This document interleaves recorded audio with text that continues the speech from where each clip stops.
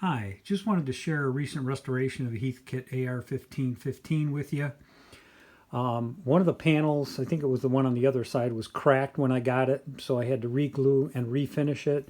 You can see the heat sinks had been disassembled and repainted. The faceplate and the whole unit was covered with nicotine. I did a lot of cleanup work on that. This panel door needed adjustment. The hinges weren't working properly. Interestingly here, although this was completely covered with nicotine, somebody had left the original film, protective film on that display panel, and once I removed that, I had a brand new plate underneath.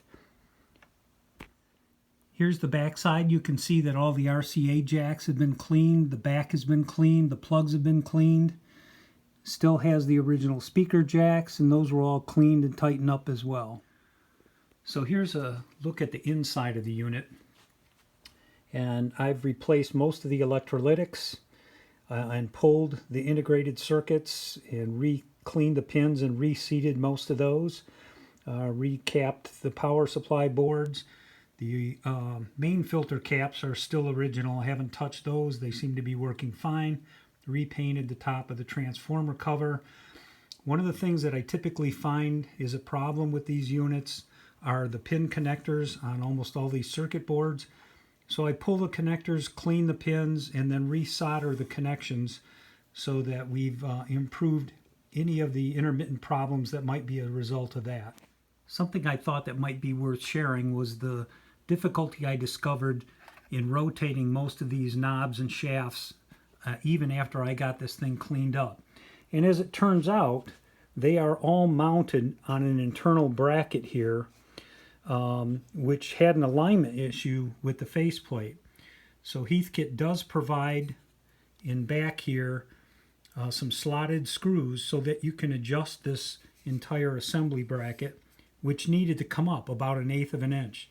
So after I raised that, I think it was 1/8 of an inch to 1/4 of an inch, all of the shafts then aligned with the faceplate and made all the controls operate. One of the problems I discovered when I got this thing working was that the bottom segment of this numeric display was not working, and so what I did was I swapped the numeric display from this unit, the LED unit, to here, and now we've got